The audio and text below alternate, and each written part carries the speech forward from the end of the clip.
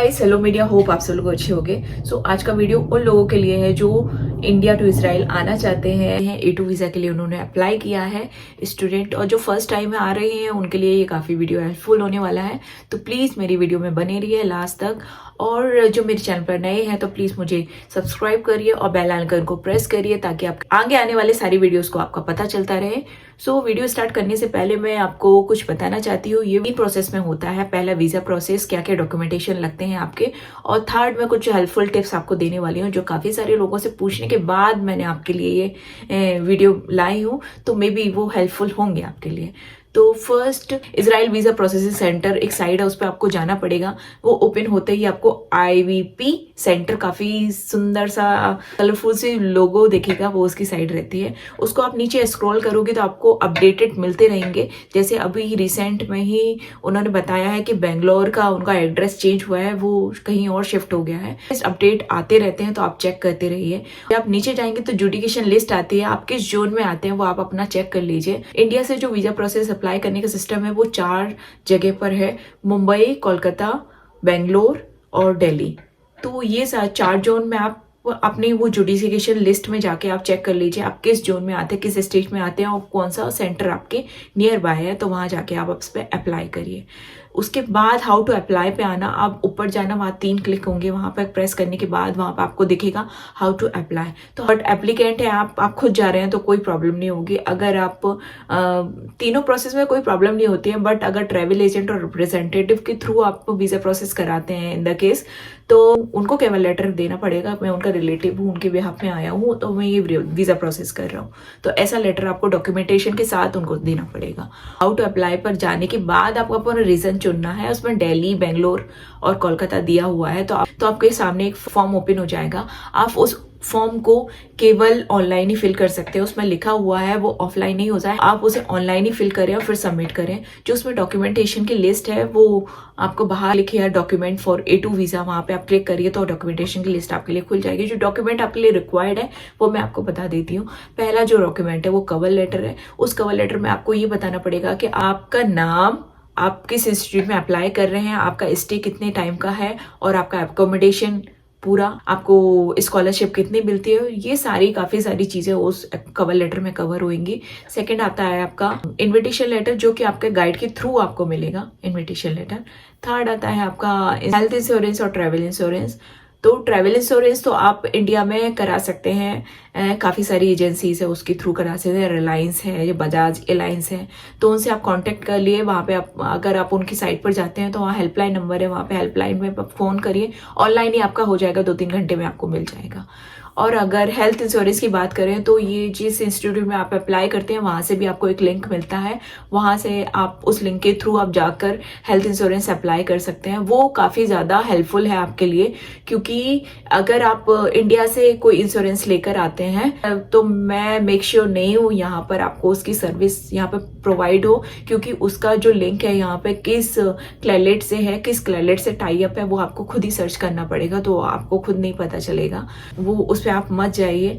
But अगर in the case आप अकेले हैं और नहीं पढ़ेंगे और आप 1 महीना 2 महीना ऐसे ही काट लेंगे, तो आप इंडिया में जाकर बजाज एलायंस या रिलायंस से आप ऐसा हेल्थ इंश्योरेंस ले सकते हैं 2-3 महीने का, 2 महीने का हार्डली, क्योंकि आपको कुछ प्रॉब्लम हो गई तो यहाँ पर कोई भी क्लेलेट आपको मेडिकल सर्विस प्रोवाइड नहीं करेगा। तो बेटर मनी से रिलेटेड अगर कोई प्रॉब्लम नहीं है तो आप डायरेक्ट ये वाले लिंक पर जाके, जो इंस्टीट्यूट के द्वारा आपको लिंक भेजा गया है उस पर जाकर ही आप पेमेंट, हेल्थ इंश्योरेंस रहता है यहाँ का, वो काफ़ी ज़्यादा कॉस्टली रहता है, वो 6 समथिंग आपका यहाँ पे पेमेंट होगा 1 महीने का।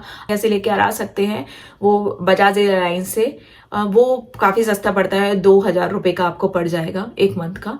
यहाँ पे आने के बाद आप इजराइल इंश्योरेंस आप ले सकते हो, उसको कन्वर्ट कर सकते हो। Next document bank statement. Bank statement आपका 4 मंथ का तो एटलीस्ट होना चाहिए, और उसमें 50 से 60,000 रुपये होने चाहिए, जस्ट फॉर द इंक्वायरी की स्टार्टिंग की 2-3 मंथ आप कैसे सर्वाइव करते हैं इजराइल में। और उसके बाद और जो नेक्स्ट डॉक्यूमेंट है वो है ट्रेवल टिकट। तो ट्रेवल टिकट आप कंफर्म टिकट मत लें, उसका डमी टिकट ले लें, वो वहाँ पे प्रेजेंट होती है। तो डमी टिकट लेके आप इस ट्रेवल एजेंट से आप टिकट करा रहे हैं या फिर वहाँ पे जाके उसकी साइट पे जाके आप डमी टिकट का प्रिंट आउट लेके आप डॉक्यूमेंटेशन में लगा सकते हैं। आपको ओरिजिनल टिकट लेने की ज़रूरत नहीं है। और नेक्स्ट डॉक्यूमेंट आधार कार्ड फोटो कॉपी आपके पास होनी चाहिए और पासपोर्ट होना चाहिए, ओल्ड न्यू हर एक पासपोर्ट आप वहाँ पर ले जाइए डॉक्यूमेंटेशन जब आप अप्लाई करने जा रहे हो उस टाइम पे। और मेक श्योर आपके पासपोर्ट में लास्ट के 2 पेज ब्लैंक हो, एक स्टैंपिंग के लिए, एक वीजा स्लिप के। नेक्स्ट डॉक्यूमेंट आपका कोविड सर्टिफिकेट आप अपने साथ ले जाइए। और वन मोर थिंग, अगर आपके पेरेंट्स के पास पासपोर्ट है तो उसका फर्स्ट और लास्ट पेज फोटो कॉपी करा के आप अपने पास रख लीजिए। या अगर उनके पास पासपोर्ट नहीं है तो उनके आधार कार्ड, कोई भी आईडी, आधार कार्ड की फोटो कॉपी आप अपने पास रख लीजिए लास्ट टाइम के लिए, क्योंकि ये नीड होती है, मांगते ही। और जो लास्ट डॉक्यूमेंट है वो date of birth. Make sure आपका अपोस्टाइल हो, तो अगर आपका अपोस्टाइल नहीं है, मिनिस्ट्री ऑफ एक्सटर्नल अफेयर्स से जाके पटियाला हाउस के पास है वो, वहां से जाके आप अपोस्टाइल करा सकते हैं। और अगर आप नहीं जा सकते तो किसी एजेंट के थ्रू आप करा सकते हैं। तो ये बाकी सारे आपके डॉक्यूमेंटेशन कंप्लीट हो गए और सबमिशन फॉर्म आपका वहां पे पहुंच जाता है। उसके बाद वो आपको एक डेट देते हैं, ईमेल करते हैं, तो आप उस डेट पे वहां पर जाइए। और जाने से पहले प्लीज आप वहां पे कॉल कर लीजिए, क्योंकि काफी सारी हॉलीडे रहते हैं, तो आप हॉलीडे चेक करके जाइए वहां पर कि वहां का हॉलीडे तो नहीं है। और फोन करने के बाद वो आपको बता देंगे कि इतने से इतने बजे तक ये ओपन रहता है, आप किसी भी टाइम अपने डॉक्यूमेंट लेकर आ सकते हैं। और वहां पे जाने से पहले आपके पास कैश हो, क्योंकि वहां पर वो लोग ऑनलाइन पेमेंट वो नहीं लेते हैं, वहां वो कैश ही लेते हैं। तो आप कैश रखकर जाइए और एक्स्ट्रा कैश रखकर ही जाइए, क्योंकि अगर आपके पास कोई फोटोकॉपी कम हो तो वहां पे अगर आप अर्जेंट में फोटोकॉपी कराते हैं तो वो बहुत ही ज्यादा चार्ज लेते हैं। मीन्स एक फोटोकॉपी का वो 100 रुपीज चार्ज लेते हैं। तो सारी चीजें आप एक्स्ट्रा में लेकर जाइए। चीजें फाइनल हो जाती हैं, उसके बाद वो आपको फीस पेमेंट सबमिट करने के लिए बोलेंगे। तो सारे प्रोसेस हो जाने के बाद वो आपसे ये पूछेंगे आपको ये वीजा यहीं पर आके कलेक्ट करना है या आपको घर पे सेंड करा जाए ये वीजा। तो आप अपना एड्रेस लिखकर उनको आप दे देंगे। और आप प्रेस कोरियर चूज करते हैं तो उसका एक्स्ट्रा चार्जेस है, वो 575 रुपीज होता है। तो अब वो आपको एक्स्ट्रा वहां पे पे करना पड़ेगा। तो विद इन 10 to 12 डेज वो आपके पास पहुंच जाएगा, ज्यादा टाइम नहीं लगता है। और अगर इन द केस अगर वो कहीं से वीजा रिजेक्ट हो जाता है तो जो वीजा फीस है आपकी, जो कुरियर फीस थी जो उन्होंने ली है, वो आपको रिफंडेबल नहीं होगी, वो साफ साफ उन्होंने लिखा हुआ है। तो ये सारे प्रोसेस हो जाने के बाद अगर आपको कोई भी प्रॉब्लम हो उसके बाद कि मेरा कुरियर आपके घर पर कितने टाइम में आता है, तो ये आपका जो उसकी साइट पे जाके ट्रैक द नंबर है, तो आपको जो नंबर वहां से मिला हुआ है कुरियर का, तो आप वहां पे बार बार जाके ट्रैक कर सकते हैं कि आपका जो वीजा प्रोसेस है कहाँ तक पहुंचा है। और इसके बाद भी अगर आपको कोई भी इंक्वायरी और कुछ भी करना है तो ये आपका अलग अलग जोन, जो मुंबई, दिल्ली, कोलकाता, ये अलग अलग जोन के हेल्पलाइन नंबर है। तो वहां पे जाके आपको पूछ सकते हैं हॉलीडेज कब है, कब किस टाइम पे वीजा प्रोसेस होता है, और कोई दिक्कत नहीं हो आपके डॉक्यूमेंटेशन में। मैं आपको एक चीज बताना चाहती हूँ कि अगर इंडिया टू इजराइल आप आ रहे हैं तो आप जो टिकट करवाएं वो प्लीज फ्राइडे और सैटरडे का ना कराएं, क्योंकि फ्राइडे और सैटरडे यहाँ पर छुट्टी होती है। बहुत ही ज्यादा प्रॉब्लम होती है ट्रांसपोर्टेशन की, एयरपोर्ट से किसी भी इंस्टीट्यूट कहीं भी आप जा रहे हो वहां तक जाने में, क्योंकि वो पूरा टोटली बंद होता है। तो आप कैसे आएंगे? और उसके लिए अगर उस दिन छुट्टी है और आपके गाइड आपको कोई टैक्सी प्रोवाइड करते हैं तो वो आपको डबल चार्ज करते हैं। तो आप मेक श्योर आप प्रेफर करें उस टाइम पर आना। आप हॉलीडेज चेक कर लीजिए इजराइल की, जिस टाइम पे हॉलीडेज ना हो, ताकि आप इजीली वहां पे पहुंच सके अपने इंस्टीट्यूट और ज्यादा पेमेंट आपको नहीं करना पड़े। और एक और चीज मैं आपको बताना चाहती हूँ कि मेरे जो 2 फ्रेंड थे उन्होंने वीजा कैसे अप्लाई किया। ये तो हमारा प्रोसेस था कि हम लोग नॉर्मली ऐसे वीजा अप्लाई करते हैं, जो डॉक्यूमेंट रहते हैं।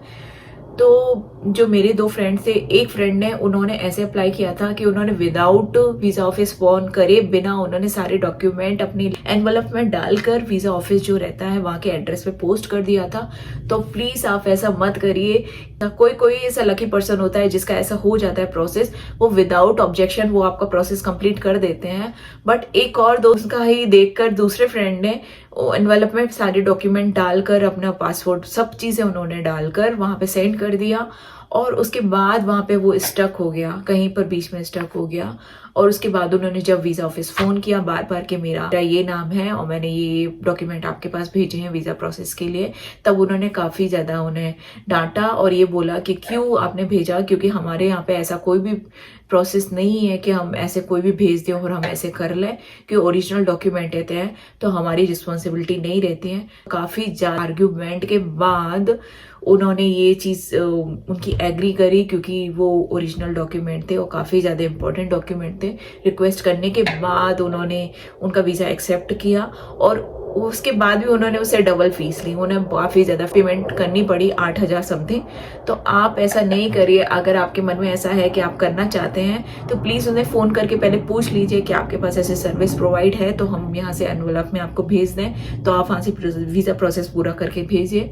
तो पहले आप वहाँ पे कॉल करके पूछ लीजिए। सो गाइस, ये था मेरा A2 स्टूडेंट वीज़ा का वीडियो। अगर आपको ये वीडियो पसंद आया है तो प्लीज़ मुझे like, subscribe, follow and share करना मत भूलना। And thanks for watching my video. Bye, take care.